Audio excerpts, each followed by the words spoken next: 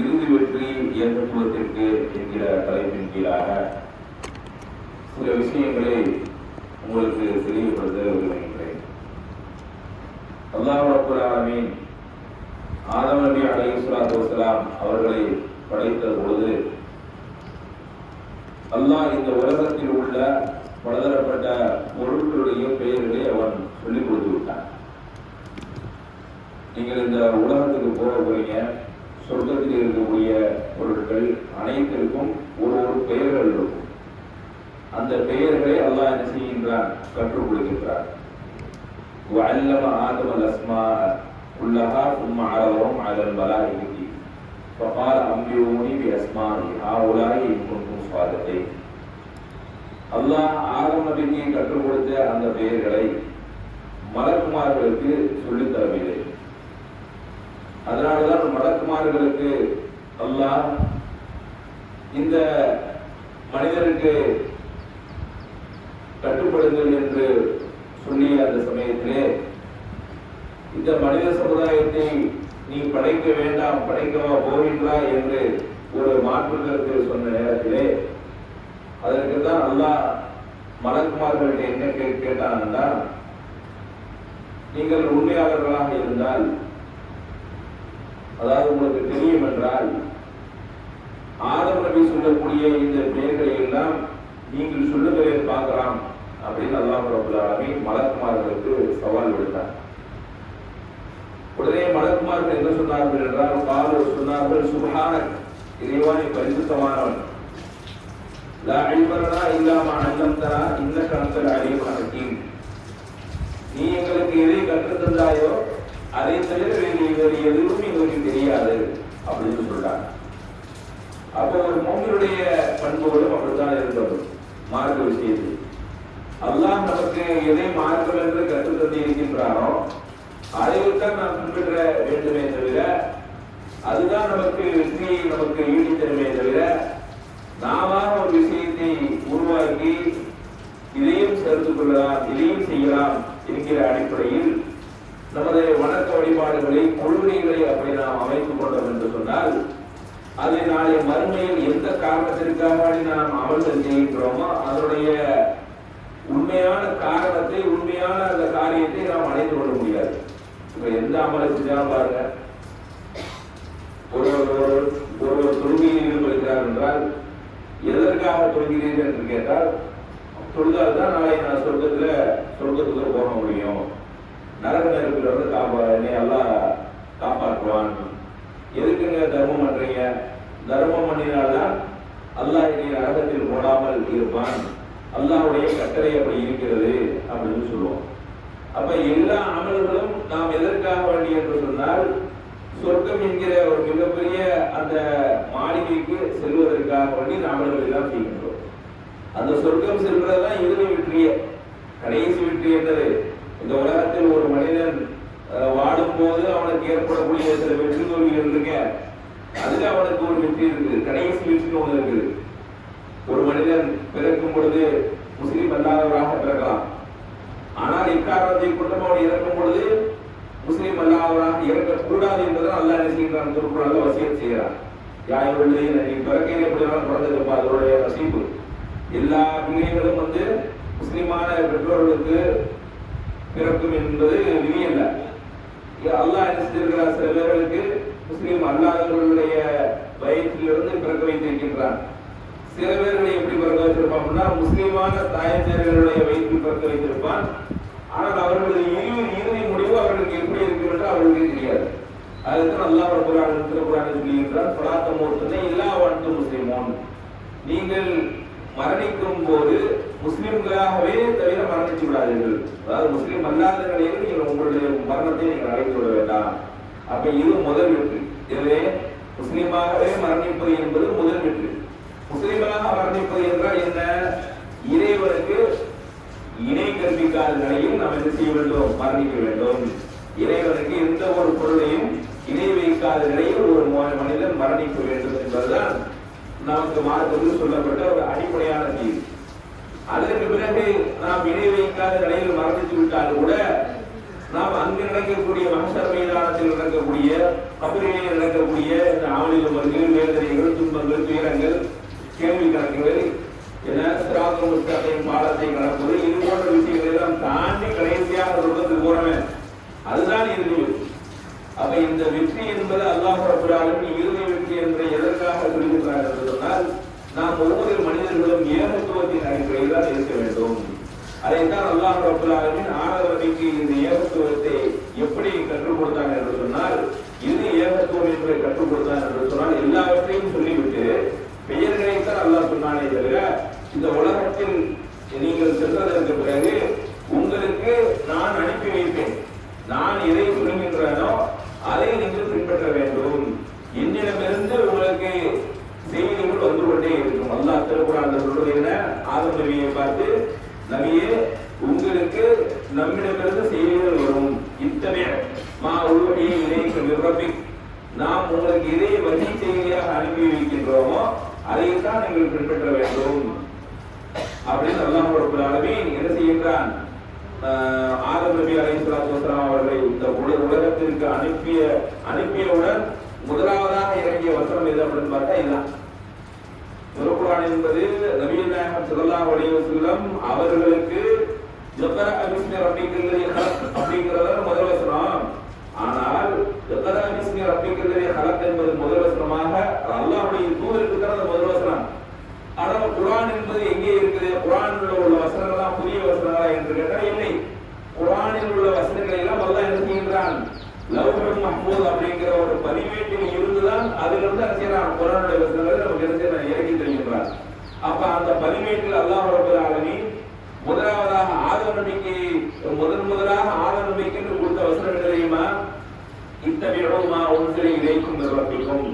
நபியே, நான் உங்களுக்கு இறக்கி அருளியக்கூடிய அந்த விஷயங்களை நீங்கள் பின்பற்றுங்கள். வலா தத்தபிஉ மின் துனிஹி அவுலியா, அது அல்லாத வேறு எந்த விஷயங்களையும் நீங்கள் பின்பற்றாதீர்கள்.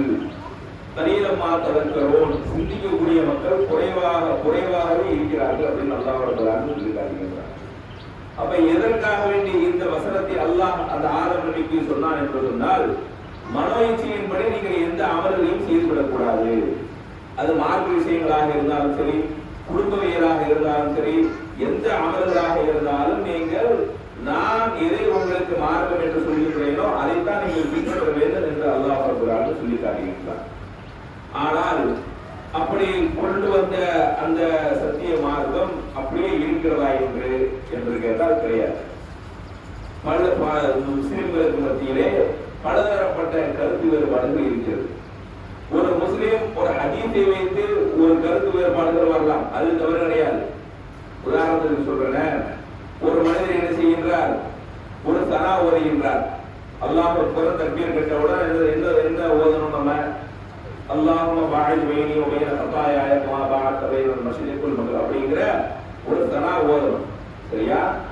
ஆனால் இன்னொரு மனிதர் இல்ல, இந்த சனா ஓதக்கூடாது, சுப்ஹானக அல்லாஹும்ம வ பிஹம்திக தபாரக இஸ்முக வ தஆலா ஜத்துக வ லா இலாஹ கைருக அப்படிங்கிற ஒரு சனா ஓதணும்னு சொல்றாரு. அப்ப இவர் என்ன சொல்றாரு? ஏங்க, நான் சொல்றதுக்கு ஹதீஸ்ல ஆதாரம் இருக்குன்னு ஒரு நபர் சொல்றாரு. இன்னொரு நபர் சொல்றாரு, ஆமாங்க, நான் சொல்றதுக்கு ஹதீஸ்ல ஆதாரம் இருக்குங்க, இதையும் அல்லாஹ்வுடைய தூதர் தான் சொல்லி சொல்லிருக்கிறார் அப்படிங்கிற கருத்து வேறுபாடுகள் வரலாம். ஏன்? இரண்டு பேருமே எதை வச்சு பேசுறாங்க? ஹதீஸை வைத்து பேசுகிறார்கள். ஹதீஸை வைத்து ஒரு மனிதனுக்கு மத்தியில் என்ன செய்யலாம்? இரண்டு கருத்துக்கள் உருவாகலாம், அது தவறு கிடையாது. அல்லாஹ் அதுக்கு ரசூல் ஸல்லல்லாஹு அலைஹி வஸல்லம் சொல்றாங்க, நீங்கள் ஹதீஸ் அல்லாஹ்வுடைய என்னுடைய நபிமுறையை வைத்து ஒரு ஒரு ஒரு விஷயத்தை நீங்க என்ன செய்றீங்க? பேசுறீங்க. அதுல உங்களுக்கு எது சரி என்று புரிகிறதோ அதை நீங்கள் எடுத்துக் கொள்கிறீர்கள். சரியானதை எடுத்துக்கொண்டவருக்கு 2 மடங்கு கூலிகள் வழங்கப்படும். ஒருவர் அல்லாஹ் பாஇத் பைனி அப்படிங்கிற துஆ தான் சரியான துஆ, அதுதான் ரசூல் ஸல்லல்லாஹு அலைஹி வஸல்லம் கற்றுத் தந்த துஆ அப்படிங்கிறது கரெக்டா, நான் சொன்னதுல கரெக்ட் அப்படின்னு அவர் எடுத்துட்டார் அப்படின்னா அவருக்கு 2 மடங்கு கூலி. முன்னவர் இது நான் சிறைச்சொல்லதாகத்தான் இருக்கும். ஆனால் அறிவிப்பாளர்கள் சில பிரச்சனைகள் அதை நீங்க இல்ல இது பலவீனமான செய்தி அப்படின்னு ஒரு விஷயத்தை நீங்கள் தள்ளினாலும் கூட அதற்கு உங்களுக்கு 1 மடங்கு கூலி வழங்கப்படும் அப்படின்னு மார்க்கத்தில் சொல்லப்படுது. ஆனால் இன்றைய முஸ்லிம்களிடத்திலே இருக்கக்கூடிய அந்த பழக்க வழக்கங்களை பார்த்தால் இந்த மாதிரியான ஹதீஸ்களுடைய விஷயத்தை தவிர சில விஷயங்கள் தான் ஹதீஸில் இந்த மாதிரியான தொழுகை போன்ற ஒரு சில அமல்கள் தான் ஹதீஸை அவர்கள் மேற்கொள் காட்டுவார்களே தவிர மீறி இருக்கக்கூடிய ஒரு எத்தனையோ விஷயங்களில் ஹதீஸ்களை அவர்கள் ஆதாரமாக காட்ட மாட்டார்கள். மாறாக எப்படி இருக்கும் என்று சொன்னால் பிற மத கலாச்சாரங்களாக இருக்கும். ஒரு குழந்தை பிறந்தாலும் சரி, குழந்தையை வளர்ப்பதாக இருந்தாலும் சரி, அந்த குழந்தை ஆண் குழந்தையாக இருந்தால் சுண்ணத் செய்வதிலிருந்து பெண் குழந்தையாக இருந்தால் அது இந்த மூப்படைவார்கள் அப்படின்னு சொல்லுவாங்கல்ல, அந்த விஷயங்களாக இருந்தாலும் சரி, இப்படி முஸ்லிம்களுக்கு மத்தியிலே எவ்வளவு விஷயங்களை இப்படி பிற மத கலாச்சாரங்களை பின்பற்றக்கூடியவராக இருக்கிறார்கள். இதுவெல்லாம் ஏகத்துவத்தில் உள்ள செய்திகளா? இன்னைக்கு நாம சர்வசாதாரணமா பார்க்கலாம். ஒரு எத்தனையோ பிற மத கலாச்சாரங்களை நமது மக்கள் சர்வசாதாரணமா செய்து கொண்டிருக்கிறார்கள். அதை விடத்தில் பிற மத நம்பிக்கைகள் நம்முடைய மக்களுக்கு மத்தியிலே ஏராளமாக குவிந்து கிடைக்கிறது. இதே நிலையில் அவர்கள் கொள்கை சரியில்லாத நிலையில் அவர்கள் மரணத்தை அடைந்து விட்டால் அவர்கள் நிலை என்னவாகும்? ஒரு மனிதர் இன்னைக்கு உள்ள நிலைமையை பார்த்தோம்னா, தர்கா வழிபாடு என்பது எந்த அளவிற்கு மிகவும் மோசமாக ஆகிவிட்டது என்று சொன்னால், அது ஒரு தனிப்பட்ட ஒரு வழிபாடாக அதை ஆக்கிவிட்டார்கள். அதாவது எந்த அளவிற்குன்னா, அதை எப்படி சமன் செய்கிறார்கள் என்று சொன்னால், நாங்கள் இறைநேசர்கள் என்று சொல்லப்படக்கூடியவர்களை நாங்கள் வணங்கவில்லையே, அவர்களிடம் எங்களுக்காக வேண்டி அல்லாஹ்விடத்தில் பிரார்த்தனை செய்யுங்கள் என்றுதானே சொல்லுகிறோம். இது என்ன தவறு அப்படிங்கிறார். இப்படி எந்த விஷயத்தை சொன்னாலும், இப்ப இது மாதிரி தவறான கொள்கையில் இருக்கக்கூடியவர்கள் இந்த அப்பாவி மக்களை எப்படி மூளை செலவை செய்து வைத்திருக்கிறார்கள் என்று சொன்னால், இப்ப ஒரு நபர் என்ன செய்யறாரு, அன்னைக்கு வர்றப்ப என்ன செய்யறாரு, உனக்கு ஒரு ராசிக்கல் மோதிரம் ஒன்று தர்றேன் அப்படிங்கிறாரு. ராசிக்கல் மோதிரமா? அது என்ன ராசிக்கல் மோதிரம்? இந்த மோதிரத்தை இந்த இந்த இந்த உன்னுடைய பேர் என்ன? அவர் கேட்கிற உன்னுடைய பேர் என்ன? உன்னுடைய பேர் எழுத, இவருடைய பேரின் முதல் எழுத்து என்ன? இந்த பெயர் இந்த எழுத்து. அப்படியா? இதுக்கு ஒரு ராசி இருக்கிறது. அந்த ராசியை பார்த்து அப்படியே கரெக்டா எழுத்தோம் என்று சொன்னால் அதுல ஒரு கல் வரும், அதுக்கு ஒரு கலர் ஒன்று கொடுத்துருப்பாங்க. அதெல்லாம் யாரு பார்க்க? அதெல்லாம் பெரியார்கள் மகான்கள் முன்னாடியே எழுதி வச்சுட்டு போனது. அந்த கல்லை எடுத்து அதிலே நீ மோதிரம் செய்து போட்டால் உடைய வாழ்க்கையை அடுத்து பார், நீ எப்படி ஆக போறன்னு பார். வாக ஓகோ என்று இருக்கும் முடியுமா? அப்ப நம்ம அவனை கேட்கிறோம், சரியா பண்றத கல்லுக்கு அவ்வளவு பெரிய சக்தி இருக்கிறதா? என்னுடைய வாழ்க்கையை மாற்றக்கூடிய அளவிற்கு அந்த கல்லுக்கு அப்படி ஒரு சக்தி இருக்கிறதா என்று கேட்கும் பொழுது அழகான முறையில் செய்கிறார். அப்படியே வாழைப்பழத்துல ஊசி கவர வச்சுட்டு சொல்றாரு, அந்த கல்லுக்கு சக்தி இல்ல, அந்த கல்லின் மூலமாக அல்லாஹ் உதவி செய்யறான். இதை கேட்கும்போது என்ன செய்யறாரு? அல்லாஹ்வுடைய உதவி தானே, அல்லாஹ்வுடைய உதவி. அப்ப அல்லாஹ் நம்ம மக்கள் தெளிவா தான் இருக்கிறாங்க. என்னடே, அல்லாஹ் செய்யக்கூடிய செயல்களை வேறு யாரும் செய்ய முடியாது, எந்த பொருளும் செய்ய முடியாது, எந்த மனிதனும் செய்ய முடியாது அப்படிங்கிற கொள்கையும் தெளிவா தான் இருக்கிறாங்க. ஆனால் அது ஒரு நேரத்தில் என்ன, எப்படி இவர்களுக்கு இந்த மாதிரி வியாபாரம் ஆகலை என்று சொன்னவுடன் இந்த கல்லுக்கு அந்த சக்தி இல்லை, இந்த கல்லின் மூலமாக அல்லாஹ் என்ன செய்யறான், அந்த காரியத்தை நடத்தி காட்டுகின்றான் அப்படின்னு அதுக்கு நிறைய உதாரணம் சொல்லுவாங்க. என்னடே, இப்போ மருத்துவம் பார்க்க போறீங்க, ஊதியும் பாக்குறீங்க, ஒரு ஊசி போடுறீங்க, ஊசியின் மூலமாச்சா அல்லது அந்த இறைவனுடைய அருணை கொண்டு குணமாகச்சா அப்படின்னு கேட்டா, நாம உதாரணம் சொல்றேன், நாம அந்த ஊசியினுடைய மருந்தின் மூலமாக தான் குணமாகி அப்படின்னா அது எப்படி குணமாகும்? நோயை கொடுப்போனும் அல்லாஹ்தான், நோயை எடுப்போனும் அல்லாஹ்தான். அப்படி அல்லாஹ் இணை கற்பிக்கிறீர்களா? அந்த ஊசியின் மீது நீங்க நம்பிக்கை வைக்கிறீர்களா அப்படின்னு எப்படி கேட்பாங்க. அப்ப அவர்கள்ட்ட நாம திரும்பி என்ன கேட்கிறோம் அப்படின்னா, ஊசியின் மீது நாங்கள் நம்பிக்கை வைக்கிறாங்க. ஊசி என்பது, ஊசியில் இருக்கக்கூடிய மருந்து என்பது தெளிவாக நமது கண்களுக்கு புலப்படுறது. இதுதான் ஒரு பொருள், இந்த பொருளின் மூலமாக இந்த காரியம் நடைபெறுகிறது என்று தெளிவாக தெரிகிறது. இதுல எந்த ஒரு நம்ம நம்பிக்கை சார்ந்த எதுவும் விஷயம் இல்லையே. ஆனால் ஒரு மோதிரக்கணி என்பது அப்படி இல்லையே.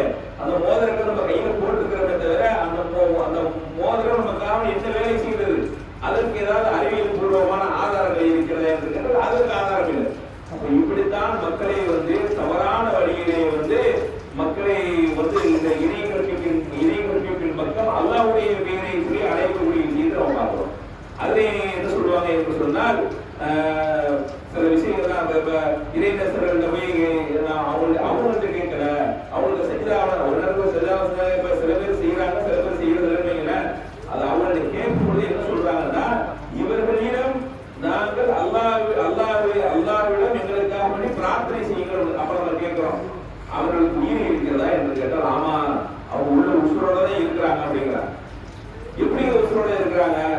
அல்லாஹ் தான் குர்ஆன்ல சொல்லி இருக்கிறானே, இறை நேசர்களுக்கு இறை நேசர் உலா தகுலு ஃபீ சபீலில்லாஹி அம்வாத், அதுவும் குர்ஆன் பேசுறான். இப்படி இறைவனுடைய பாதையில் கொல்லப்பட்டவர்களை நீங்கள் மரணத்தவர்கள் என்று சொல்ல வேண்டாம் அப்படின்னு. இந்த வசனம் இறங்கிய உடனே ரசூல் ஸல்லல்லாஹு அலைஹி வஸல்லம் அவர்கள் சஹாபாக்கள் கேட்டுட்டாங்க, என்னன்னு அது எப்படி அப்புறம் மௌத்தா போனவர்களை மௌத்தா போனான்னு சொல்லாம வேற எப்படி சொல்றது? ஒரு மனிதர் ஒரு போர்ல வந்து உயிரிழந்துட்டாரு, அவரை வந்து மரணித்தவர் என்றுதான் சொல்ல வேண்டும். மரணித்தவர் என்று சொல்லாமல் அப்ப உயிரோட இருக்கிறார் அல்ல சொல்றாங்க அப்படின்னு கேட்டவுடன், அதான் என்ன அப்படின்னா ரசூல் ஸல்லல்லாஹு அலைஹி வஸல்லம் என்ன செய்யறாங்க, ஒரு விளக்கம் சொல்றாங்க. பொதுவாக நமது ஒரு ஷஹீத் இறை வழியில் தனது உயிரை தியாகம் செய்யாத ஒரு மனிதர் இறந்து போறாங்க, அவருடைய உயிர் அல்லாஹ்வுடைய அந்த அந்த இல்லியின் சிஜ்ஜின் அப்படிங்கிற 2 புத்தகங்கள் இருக்கிற அந்த புத்தகத்தில் ஏதேனும் ஒரு நல்லவராக இருந்தால் அந்த இல்லியின் அப்படிங்கிற புத்தகத்திலையும், தீவராக இருந்தால் சிஜ்ஜின் என்கிற புத்தகத்தில் அவருடைய பெயர் பதிவு செய்யப்பட்டு மீண்டும் அவருடைய வாழ்க்கை மன்னரை வாழ்க்கைக்கு வந்துடும். சாதாரணமாக இறந்து போகக்கூடியவர் முஸ்லீமாக இருக்கக்கூடியவருடைய உயிரைக்கு வந்துடும், மன்னரைக்கு வந்துவிடும். ஆனால் அல்லாஹ் இறைவனியின் உயிர் தியாகம் செய்தவருடைய உயிரை மன்னரைக்கு அனுப்புவதில்லை. எங்கே அந்த உயிர் செல்லப்படுகிறது என்று சொன்னால் சூனத்திற்கு அல்லாஹ் ரப்பல் செய்கின்றார், அனுப்பிவிடுகின்றார். உடனடியாக சூனத் ஏன்னால் அவர்களுக்கு இறைவனியின் தனது உயிரை தியாகம் செய்வதற்காக வேண்டி கண்ணியப்படுத்தும் விதமாக நீங்க எல்லாரையும் விட கொஞ்சம் கிரேடு கூட அப்படிங்கிற அடிப்படையில அவருடைய உயிரை இங்கே அனுப்பி விடுகின்றானா, சூனத்திற்கு அனுப்பி விடுகின்றான். சரி, சூனத்திற்கு அவர் சென்றால் அவரது இயற்கை அவர் இந்த உலகத்தில் எப்படி இருந்தாரோ அதே உலகமைப்பில் இருப்பாரா என்று கேட்டது கிடையாது. அவரது ரூஹை மட்டும் பச்சை பறவையுடைய உடம்பில் செலுத்தி அந்த பச்சை ஒரு கிளி மாதிரி ஒரு பறவை வச்சிருக்கிறேன், அந்த பறவையினுடைய வடிவத்தில் அவர் என்ன செய்வாரு, சுருக்கத்தில் சுற்றி வருவார். இது வந்து ஷஹீதுக்கு அல்லாஹ் கொடுக்கக்கூடிய ஒரு சிறப்பு அந்தஸ்து அப்படிங்கிற ஒரு விஷயத்தை நபிகள் நாயகம் ஸல்லல்லாஹு அலைஹி வஸல்லம் அவர்கள் அதற்கு அப்பவே தெளிவுபடுத்தி விட்டாங்க. அப்ப அவங்க கூட என்ன செய்வாங்க என்று சொன்னால் கேட்பார்கள், அல்லாஹ் இடத்துல பர்மிஷன் கேட்பாங்க. எப்படின்னு, யா அல்லாஹ் நாங்க இவ்வளவு சந்தோஷமா இருக்கிறோம், ஆனா எங்களது உறவினர்கள் எல்லாம் என்ன செய்யறாங்க, நாங்கள் இறந்ததை நினைத்து வருத்தப்பட்டு கொண்டே இருக்கிறார்கள், அவங்களுக்கு அப்படியே சொல்லிட்டு வந்துடுறோம், நாங்க நன்றபடியாக இருக்கிறோம், அல்லாஹ் எங்களுக்கு எப்படியான ஊழியர்கள் எல்லாம் வணங்கி இருக்கிறோம் அப்படின்னு. இது கூட எப்படி அந்த வாசகமா இருக்கு என்று சொன்னால் அல்லாஹ் கேட்பானா, உங்களுக்கு இந்த சொர்க்கத்திலே குறைகள் இருக்கிறதா, ஏதேனும் தேவைகள் இருக்கிறதா இப்படின்னு கேட்டதற்கு பிறகு அல்லாஹ் நீ தந்ததை எங்களால் அனுபவிக்க முடியுமா என்று தெரியவில்லை, அந்த அளவுக்கு தந்திருக்கின்றாய், ஆனால் ஒரே ஒரு சின்ன கோரிக்கை, எங்களை உலகத்திற்கு அனுப்புவாயாக கேட்பான். யாரே அவங்க ஷஹீதுடைய உயிர்கள் என்ன செய்யும், எங்களை உலகத்திற்கு இன்னொரு முறை அனுப்பிவிடு, நாங்கள் மீண்டும் ஷஹீதாகி வருகிறோம் சொல்லி கேட்பாங்க. எங்களது குடும்பத்தினர்களுடைய சொல்லிட்டு வந்துடுறோம், மீண்டும் உனது வழியில் நாங்கள் எங்களை உயிரை தியாகம் செய்கிறோம் அப்படின்னு அந்த ஷஹீதுகள் என்ன செய்வார்கள் கேட்பார்களாம். அதற்கு அல்லாஹ் என்ன செய்கிறான், அதற்கு மட்டும் அனுமதி கிடையாது, உங்களது கதை முடிந்து விட்டது, நீங்கள் இனிமேல் இன்பமான வாழ்க்கையை நீங்கள் வாழ்ந்து கொள்ளுங்கள். அவங்க இப்படி எவ்வளவு நாள் அப்படி தெரிவார்கள் என்று சொன்னால் மறுமை நாள் வரை இந்த உலகம் அழிக்கப்படக்கூடிய காலம் வரை அப்படி தெரிவார்கள். அதற்கு பிறகு மனுஷர் மீதான செஞ்சிருவாங்க, வந்து விடுவார்கள். இதுதான் ஒரு உயிர் தியாகடைய ஒரு உயிருக்கும் சாதாரண மனிதர்களுக்கும் உள்ள வித்தியாசம். அப்ப இதை வச்சு என்ன செய்யறாங்க என்று சொன்னால் அவர் உண்மையிலேயே உயிரோடு உள்ள நாம சொல்லக்கூடிய விஷயங்களை கேட்கக்கூடியவராகவும் நாம போய் நின்றோம் அப்படின்னா சரி முஹாஜிர் வந்திருக்கிறாரு என்ன சொல்றாங்கன்னு கேட்போம் அப்படி நீங்கள் கேட்கக்கூடியவராகவும் அப்படி நம்புறாங்களே, இது இடைவெளிக்கும் இல்லையா? இப்படி அவர்கள் ஒரு மனிதர் அல்லாஹ்விற்கு 5 நேரம் கொடுத்து விட்டு ஜகாத் கொடுக்கிறது, ஹஜ் செய்யறது போய்லாம் எவ்வளவு விஷயங்களை செய்து விட்டு இந்த ஏகத்துவ விஷயத்தில் மட்டும் அவர் கொள்கை விஷயத்தில் மட்டும் அக்கீதா விஷயத்தில் மட்டும் அவர் சரியான முடிவை எடுக்கவில்லை என்று சொன்னால் இறந்த ஒரு மனிதரை இல்ல அவர் உயிரோடு தான் இருக்கிறார் என்ற நம்பிக்கையில் இறந்து விட்டதற்கு பிறகும் ஒரு மனிதரை உயிரோடு இருக்கிறார் என்று நம்புவது என்பது அல்லாஹ்விற்கு இணை கற்பிக்கும், தெளிவான இணை கற்பிக்கும். அது ஒரே ஒரு உதாரணம் சொல்றான். அல்லாஹ்வுக்கு 99 திருநாமங்கள் இருக்கா இல்லையா? 99 திருநாமங்கள்ல ஒரு முக்கியமான திருநாமம் என்னது? அது ஹய்யு அல் கய்யூம். ஆயத்துல் குர்சில வரணும் முதல்ல அல்லாஹு லா இலாஹ இல்லாஹுவன் ஹய்யுல் கய்யூம். அதுக்கு என்ன அர்த்தம்? அல்லாஹ் வணக்கு, அல்லாஹ் என்பவன் இறைவன். லா இலாஹ வணக்கத்திற்குரிய நாயன் அவனை தவிர யாரும் இல்லை. இல்லாஹுவ அவன் எப்படிப்பட்டவன் என்றால் அது ஹய்யுல் கய்யூம், அவன் தான் நித்திய ஜீவனுடையவன். அவன் தான் என்ன செய்யவன்? மரணமே இல்லாதவன். அப்போ ஒரு மனிதன் இறந்து விட்டதற்கு கூட இவர் மரணிக்கல அப்படின்னா என்ன சொல்றீங்க? அல்லாஹும் மரணம் இல்லாதவன், இந்த ஷஹீதும் மரணம் இல்லாதவர் அப்படின்னு சொல்லி என்ன செய்வீங்க? ரெண்டு பேரையும் ஒரே சரத்தில் என்ன செய்வீங்க? வச்சு அல்லாஹ்விற்கு இணை கற்பிக்கக்கூடிய அந்த பாவத்தை செய்வீங்க. அப்ப சில பேர் கேட்கலாம், என்ன நல்ல அப்படியே ஒரு கால் ஒரு மனிதர் வந்து இறந்து விட்ட ஒரு மனிதர் போய் கேட்கிறான்னு வைங்க, அப்ப அவருக்கு சில விஷயங்கள் இருக்கும். என்னது? ஒரு கபர் என்றால் இப்படிதான் கட்டப்பட வேண்டும் என்று மார்க்கத்தில் சொல்லப்பட்டிருக்கும். ரசூல் ஸல்லல்லாஹு அலைஹி வஸல்லம் அவங்க அலி ரலியல்லாஹு அன்ஹு அவங்கள்ட்ட தெளிவா சொல்றாங்க. அது அலி ரலியல்லாஹு அன்ஹு அவங்களே சொல்றாங்க, என்னன்னு, அல்லாஹ்வுடைய தூதர் எனக்கு கட்டளையிட்ட ஒரு விஷயத்தை நான் உங்களுக்கு சொல்லித் தருகின்றேன். மண்ணிற்கின் மீது காரையாலோ சுண்ணாம்பாலோ பூசப்பட்ட எந்த கபரையும் விட்டு விடாது, அனைத்தையும். ஏன்னா ரசூல் ஸல்லல்லாஹு அலைஹி வஸல்லம் அவர்களது காலத்திலே கபர் வணக்கம் என்பது இருந்ததா இல்லையா? இருந்துச்சு. இது யாருடைய கொள்கை என்று சொன்னால் யூதருடைய கொள்கை. யூதர்கள் என்ன செய்வார்கள் என்றால், தங்களுடைய சமூகத்தில் நபிமார்களோ அல்லது நல்ல மனிதரை யாராவது இறந்து விட்டால் அவர்களை மட்டும் என்ன செய்வாங்க? இன்னைக்கு சில பேர் சொல்லுவாங்க, என்னன்னு, சில வீடியோக்கெல்லாம் நீங்க சமூக வலைதளங்கள்ல பார்த்திருப்பீங்க. எப்படி ஆப்கானிஸ்தானில் இப்ராஹிம் நபியுடைய கபரி இருக்கிறது, பாலஸ்தீனத்திலே சுலைமான் நபியுடைய கபரி இருக்கிறது அப்படின்னு சொல்லி பார்ப்பாங்க. அவங்களுடைய கபராயிலே அப்படிங்கிற ரெண்டாவது விஷயம். அப்படியே அவர்கள் கபரை ஒரு மனிதன் கட்டி வைத்திருந்தால் அதற்காக அந்த நபிமார்கள் என்ன அவர்களை குற்றம் சொல்ல முடியுமா? ஈசா நபியும் தான் இருக்கிறார்கள். ஈசா நபி என்ன செஞ்சாங்க? லா இலாஹ இல்லல்லாஹ் ஈசா ரசூல் தான் சொன்னாங்க. வணக்கத்திற்குரிய அல்லாஹ்வை தவிர வேறு யாரும் என்ன சொன்னாங்க? அவர்கள் வந்து என்னை வணங்குங்க, என்னுடைய தாய் மரியம் அலைஹிஸ்ஸலாத்தை வணங்குங்க சொன்னாங்க. இல்லையா?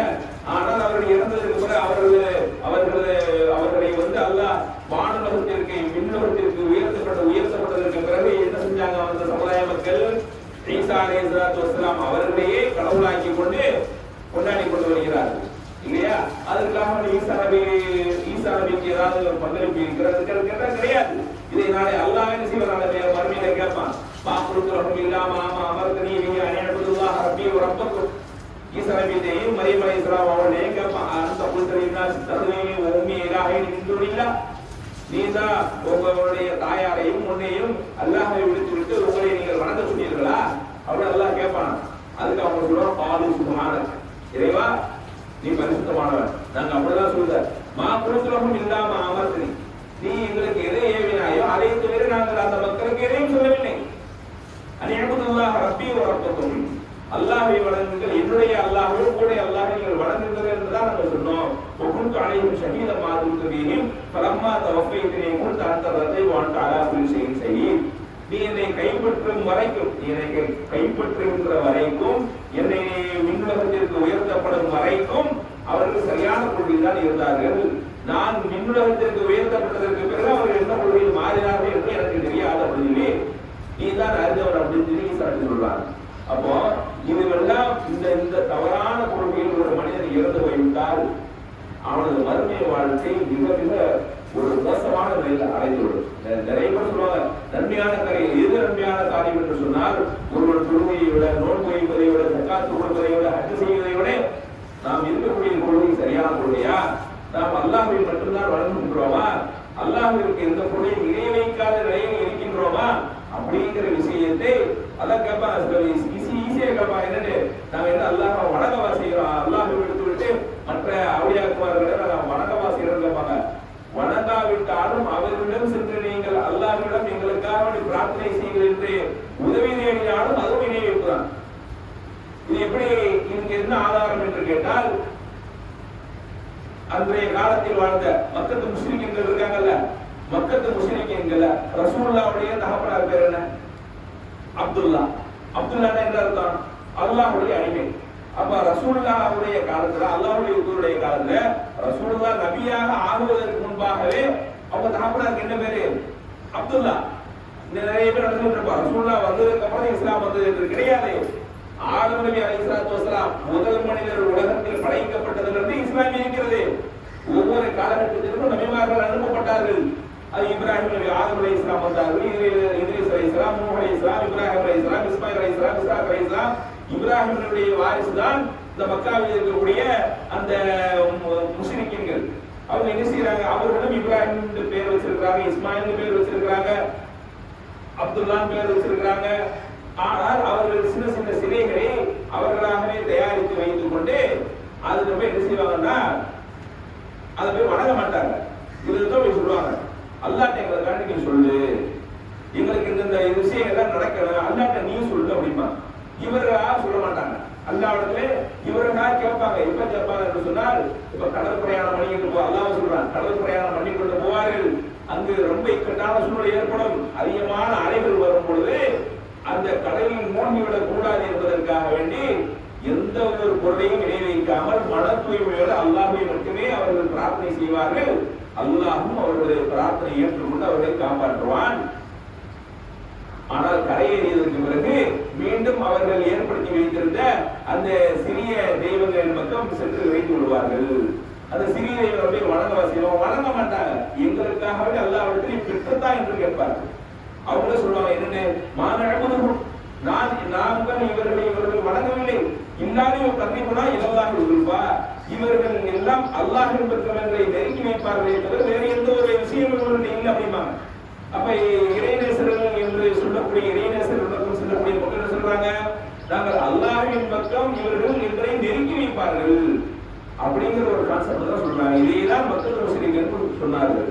அப்ப இந்த விஷயத்தில் நாம் தெளிவாக இருந்து கொள்ள வேண்டும். இந்த உலகத்துல அது அப்படிங்க இப்படிங்க குழப்பமான விஷயம் வந்துருக்கு அப்படின்னா சொன்னாலும் கூட நமக்கு மலக்குமார்கள் வந்து நின்றதை உடனே நமக்கு திரும்பி வர மலக்கு வருவாங்கல்ல சக்கராத் ஹால்ல, அவர்கள் வந்ததற்கு பிறகு ஒரு மனிதன் இந்த உலகத்தில் காபிராகவே வாழ்ந்தாலும் சரி, அவன் மரணிக்கும் போது எந்த அடிப்படையில் மரணிப்பான் என்று சொன்னால் அவன் அல்லாஹ்வை அறிந்த வண்ணம் தான் மரணிப்பான். ஏன்? அவன் இவ்வளவு நாள் நம்பாத விஷயங்களே நம்ம கண்ணு முன்னாடி பார்த்துருவான். மலக்குமார்களை பார்த்து அவன் நினைச்சுட்டு இருப்பான், நம்ம வண்டோடம்னா வைக்க போயிடும், சும்மா அப்படியே காத்து மாதிரி உயிர் போயிடும், அப்படியே சுற்றி கிடக்கும், காக்கையா மாறுவோம், புளியா மாறுவோம், மனுஷனா மாறும் அப்படின்னு அவன் நினைச்சுட்டு இருப்பான். ஆனால் அவன் ஒரு சிறைக்குள் வருவான், என்னென்ன ஒரு கட்டுப்பாட்டுக்குள் வருவான். ஒரு நல்ல மனிதராக இருந்தால் நல்ல மலக்கு வந்து என்ன செய்வாரே, அவருடைய உயிரை வந்து அழகான முறையில் எடுத்துட்டு போவார். தீய மனிதராக இருந்தால் ரொம்ப கஷ்டப்பட்ட நிலையில அவரது உயிரை எடுத்துட்டு போவார். எடுத்துட்டு போகும் பொழுது அந்த மலக்கை இந்த மனிதன் பார்த்து விடுவான். பார்த்தோடனே அவனுக்கு தெரிஞ்சிடும், நாம நல்ல கொள்கையில் இருக்கிறோமா தவறான கொள்கையில் இருக்கிறோமா அப்படின்னு அவனுக்கு இந்த உலகத்தில் உயிர் பெரிய சமயத்தில் தெரிந்துவிடும். எனவே இந்த மாதிரியான நேரங்கள்ல நம்ம யாரை அழைத்தாலும் நமக்கு உதவிக்கு வரமாட்டார். அம்மா காப்பாத்து அத்தா காப்பாத்து வருவாரா? யாரும் இந்த உலகத்தில் யாருமே உதவி செய்ய மாட்டார்கள். அதுதான் அல்லாஹ் சொல்றான், உமாரித்தாரிமே அன்சார், உங்களுக்கு உதவி செய்யக்கூடியவர்கள் யாருமே இருக்க மாட்டார்கள் அப்படின்னு சொல்றான் அல்லாஹ். எனவே இப்பேற்பட்ட துர்பாக்கியமான நிலையில் நாம் மரணிப்பதை விட்டும் கடைசி வரை ஏகத்துவ கொள்கையில் பயணித்து அதன் அடிப்படையில் நமது மரணம் வரக்கூடிய பாக்கியத்தை வல்லசமான அனைவருக்கும் தந்தர வேண்டும் என்று கூறி இந்த முதல் உரையை நிறுத்துகின்றோம். இருக்கிறார்.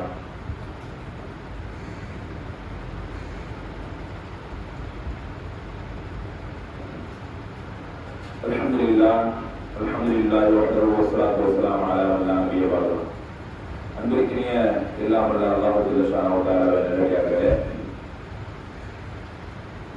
நமது இந்திய திருநாட்டிலே இந்த உலகமே பார்த்து வியக்கக்கூடிய அளவிற்கு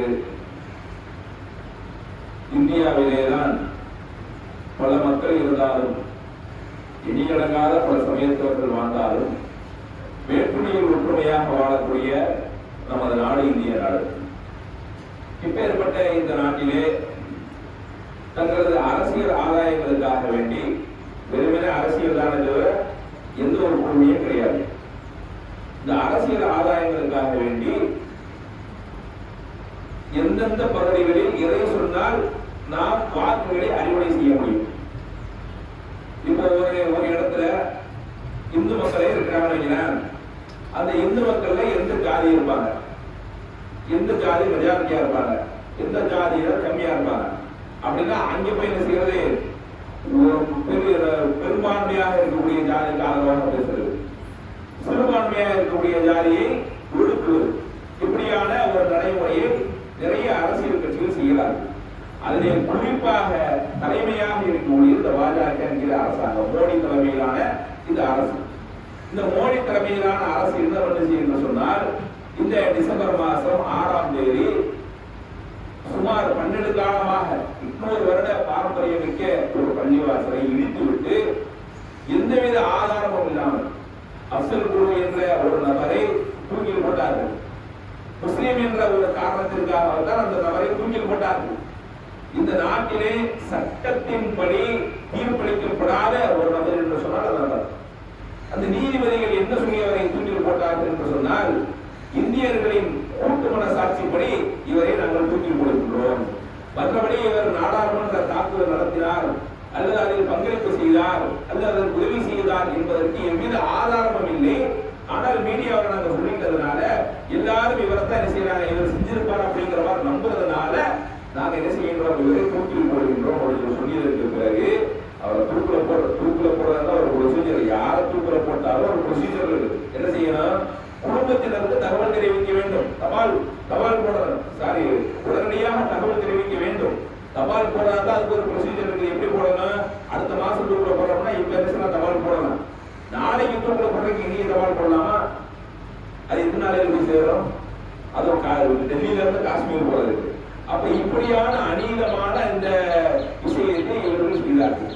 அதைய தொடர்ந்து என்ன செய்கிறார்கள் என்று சொன்னால், இந்த கடந்த இப்பொழுது நடந்த இந்த 2024ஆம் வருடம் நடந்த இந்த தேர்தலில் ஊபி போன்ற அவர்கள் எதை வைத்து மத அரசியல் செய்ய முனைப்பு காட்டினார்களோ அந்த அயோத்தி பகுதிகளிலே என்ன செய்தார்கள், மக்கள் எல்லாம் தெளிவாக இந்த பாஜக அரசை தோற்கடித்தார்கள். இங்கு மத அரசியல் ஈடுபடாது, அவர்களுக்கு ராமருக்கென்ற ஒரு கோவிலை வைத்துக் கொண்டு ராமருக்கென்ற ஒரு கோவிலை வைத்து கட்டினால் இந்து மக்கள் எல்லாம் அவருக்கு ஓட்டு போட்டு விடுவார்கள் அப்படிங்கிற ஒரு நப்பாசில் அவர்கள் இப்படி செய்தார்கள். ஆனால் இந்து மக்களில் உள்ள நல்ல மக்கள் என்ன செய்தார்கள், அவர்களை விரட்டி அளித்தார்கள்.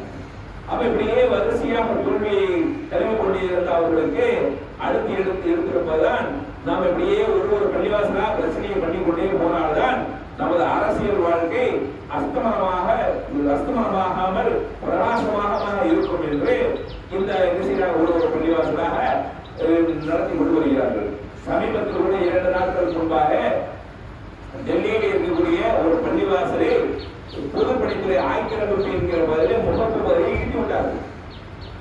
ஆக்கிரமிப்பு என்று சொன்னால் ஒழுங்கான முறையில் நோட்டீஸ் கொடுக்க எந்த ப்ரொசீஜரும் இல்லாமல் ஒரு புல்டோசர் எடுத்துக்கிறது.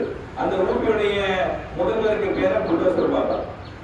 ஆனால் ஒன்றை மட்டும் சொல்லிக் கொடுக்கின்றேன், அல்லாஹ் ரப்பல் ஆலமீன் திருக்குர்ஆனில் சொல்கின்றான், அயஹ்சபு அல்ல யக்திர அலைஹி அஹத். அல்லாஹ் கேள்வி கேட்கிறான், உங்கள் மீது நாங்கள் சக்தி பெற மாட்டோம் என்று எண்ணிக்கொண்டிருக்கிறீர்களா?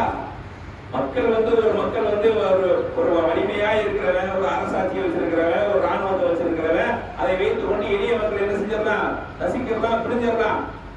ஆனால் அவனை விட பெரியாள் யார் இருக்கான், அந்த மனிதனை விட பெரியாள் அல்லாஹ் சொல்றான், தன்னைத்தான சொல்றான். அதுதான் யஹ்சபு அல்ல யக்திர அலைஹி அஹத்.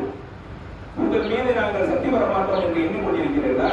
அல்லாஹ் நாளை நாள் உங்கள் மீது சக்தி பெறுவதற்காக இவர் கண்ணிமைக்கும் நேரத்தில் என்ன செய்யணுமா, உங்களை காணாமல் ஆக்கி விடுவான். பொறுமையாளர்களாக இருக்கின்றோம், அல்லாஹ் எங்களுக்கு அந்த பொறுமையை தருவான். அப்ப கடைசியில் என்ன ஆகுது என்று சொன்னால், சந்தர் சொல்லிட்டு இந்த பாபர் மசூதி தீர்ப்பு, அநியாய தீர்ப்பு வழங்கியதற்கு பிறகு ஒரு விஷயத்தை சொல்லிவிட்டு போகிறார்கள். அந்த 5 நீதிபதிகள் செய்யறாங்க, ஒரு விஷயத்தை சொல்லிவிட்டு போறாங்க. சும்மா எழுத்துமானது இல்லாமல், அதாவது இனிவரும் காலங்களில் 1991 அடிப்படையிலே இனிவரும் காலங்களில் எந்தவித வழிபாட்டு தலங்களுக்கும் 1947 வழிபாட்டு தலம், 1947 ஒரு வழிபாட்டு தலம் பள்ளிவாசலாக இருந்தால் அது பள்ளிவாசலாகத்தான் இருக்க வேண்டும், கோவிலாக இருந்தால் அது கோவிலாகத்தான் இருக்க வேண்டும், சர்ச்சாக இருந்தால், ஆலயங்களாக இருந்தால் அது ஆலயமாகத்தான் இருக்க வேண்டும். அதுக்கு போய் இது இருக்குது, இது இருக்கிறது, அது இருக்குது அப்படின்னு செய்யக்கூடாது, இந்த மாதிரி பெட்டிஷனே போடக்கூடாது என்று ஒரு தீர்ப்பை வழங்கினார்கள். அந்த தீர்ப்பை நீர்த்து செய்யும் விதமாக என்ன செஞ்சாங்க, இந்த சந்திரசூட் போன்ற தலைமையிலான அந்த நீதிபதிகள் என்ன செய்யறாங்க, அதை நீர்த்து விதமாக ஆய்வு செய்வதற்கு அனுமதி இருக்குது, ஆனால் கைப்பற்றுவதற்கு அனுமதி இல்லை அப்படிங்கிற மாதிரி சொல்லுவேன். அதை வைத்து என்ன செய்ய இந்த சங்க பரிவார கூட்டங்கள் என்ன செய்யறாங்க என்று சொன்னால், இந்த ஷாஹி மஸ்ஜித் ஈர்க்காவசியம் இது போன்ற பணியில இதுக்கு கீழே எங்க ஆலயம் இருக்குது அப்படின்னு சொல்லி ஒரு பெட்டிஷனை போடுறாங்க. போட்டுட்டு உடனே என்ன செய்ய அந்த இடத்துல பதட்டமான சூழலை ஏற்பட்டு சமீபத்தில் கூட 5 இஸ்லாமிய இளைஞர்கள் அதில் ஏற்பட்ட அவங்க என்ன செய்யறாங்க, ஒரு ஆய்வு வகுப்பு போறவங்க எப்படி போகணும், அந்த அதிகாரிகள் மட்டும் போகணும். ஆனால் சங்க பரிவார கூட்டமாக என்ன செய்யறாங்க போறாங்க, அவங்களோட ஜெய் ஸ்ரீராம் கட்டிக்கிட்டே போய் அங்கே போய் ஒரு கலவரத்தை ஏற்படுத்தி அங்கே இருந்த அப்பாவி மக்களை ஒரு 5 இளைஞர்களை சுட்டுக் கொள்கிறார்கள். சுட்டுக் கொண்டதற்கு எஃப்ஐஆர் கூட போல யார் சுட்டார்கள் என்று தெரியவில்லையா காவல்துறை. எப்பேற்பட்ட ஒரு இழிவான ஒரு ஆட்சியை நடத்தி கொண்டிருக்கிறார்கள் பாருங்கள். அதற்குத்தான் சம்மட்டி அளிக்கும் விதமாக ஒரு ஆறுதல் வரும் விதமாக நேற்றைய தினம் ஒரு தீர்ப்பு வெளியாக இருக்கிறது. இதற்கு பிறகு எந்த கிளை நீதிமன்றங்கள் இருக்குமே, உச்ச நீதிமன்றத்தை தவிர வேற எந்த உயர் நீதிமன்றங்களோ வேற எந்த உள்ளூர் நீதிமன்றங்களோ என்ன செய்யக்கூடாது, இனி இது போன்ற ஒரு விஷயங்களை ஏற்கக்கூடாது. ஒருத்தர் இந்த வழிபாட்டுத்துறை இருக்கிற எங்க வழிபாட்டுத்துறை இருக்குன்னு சொல்லி யாராவது பிடிஷன் போட்டாங்க என்று சொன்னால் அதை நீங்கள் ஏற்கக்கூடாது, அது சம்பந்தமாக எந்த தீர்ப்பும் நீங்கள் வழங்கக்கூடாது அப்படிங்கிற ஒரு தடை உத்தரவை உச்ச நீதிமன்றம் நேற்று பிறப்பித்து இருக்கிறது. எனவே இது முழுமையாக நல்ல தீர்ப்பாக வருவதற்காக வேண்டி நாம் அனைவரும் அல்லாஹ்விடத்திலே கையேந்தி கேட்க வேண்டும். இறுதி வெற்றி நமக்கு ஏகத்துவ அடிப்படையில் கிடைப்பதற்கும் எதை கேட்ட வயதை சொன்னோமோ அதன்படி வாழ்ந்து வரைவதற்கும் எல்லாருக்குமா நமக்கு அருள் புரிய வேண்டும் என்று கூறி இந்த ஜும்மாவுடைய நிகழ்ச்சிகின்ற வாக்கள் ஆவாரம் இல்லாத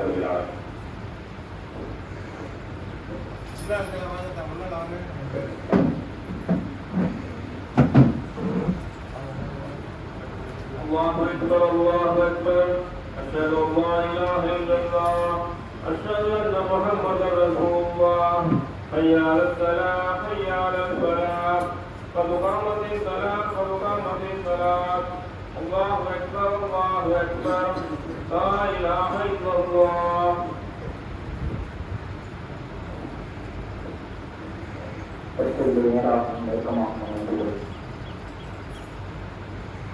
குடிகாரர்கள் பார்த்து செய்து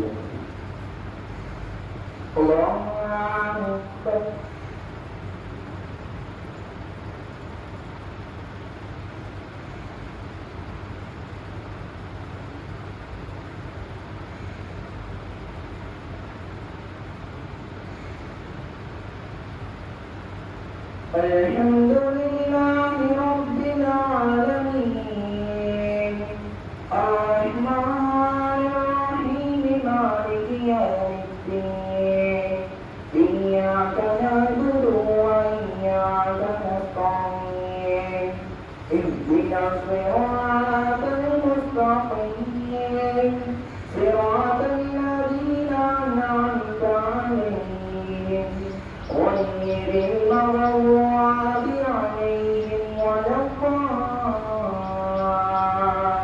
الضالين آمين.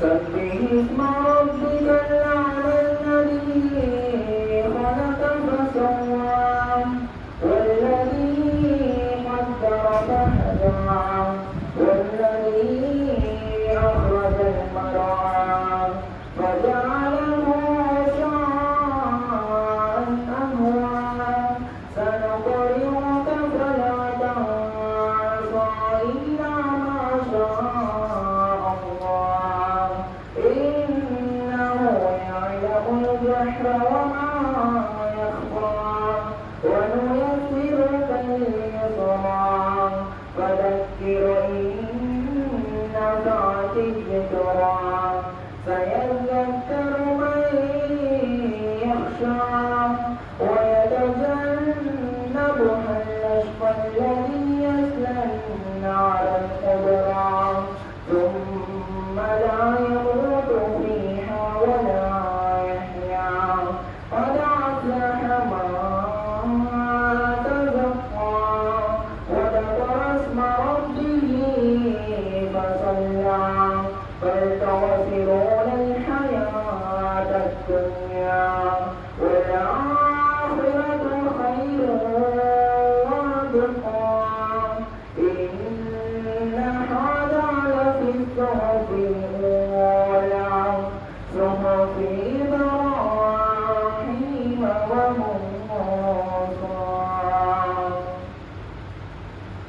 الله أكبر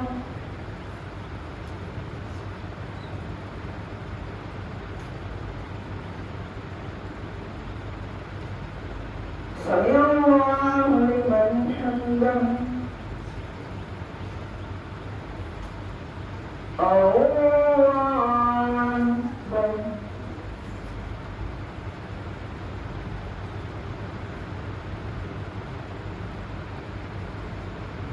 الله أكبر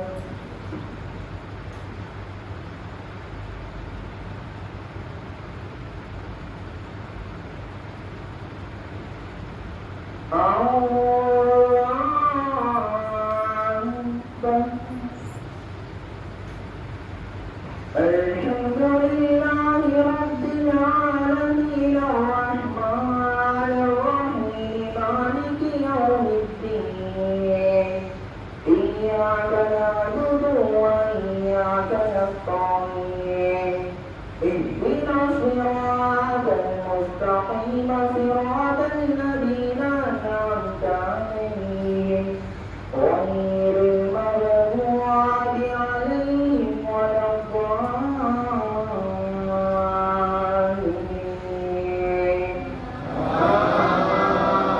آمين أفلا ينظرون إلى الإبل كيف خلقت وإلى السماء كيف رفعت وإلى الجبال كيف نصبت وإلى الأرض كيف سطحت فذكر إنما أنت مذكر لست عليهم بمسيطر إلا من تولى وكفر ويعذبه الله العذاب الأكبر إن إلينا إيابهم ثم إن علينا حسابهم الله أكبر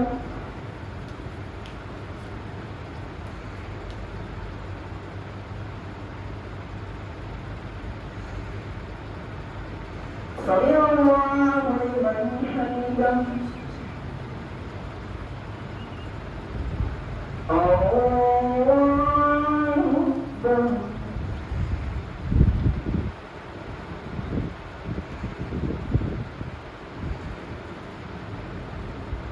الله أكبر الله أكبر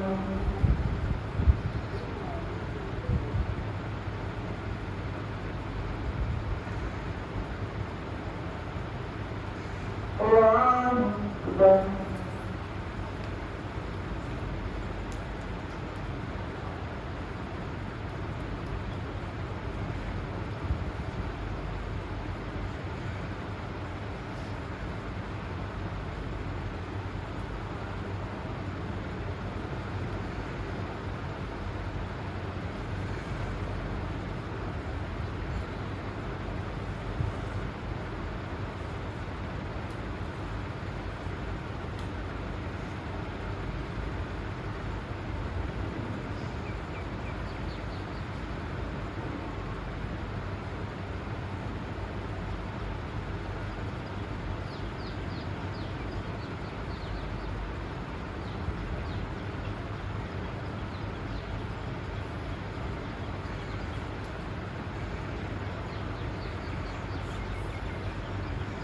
السلام عليكم ورحمة الله السلام عليكم ورحمة الله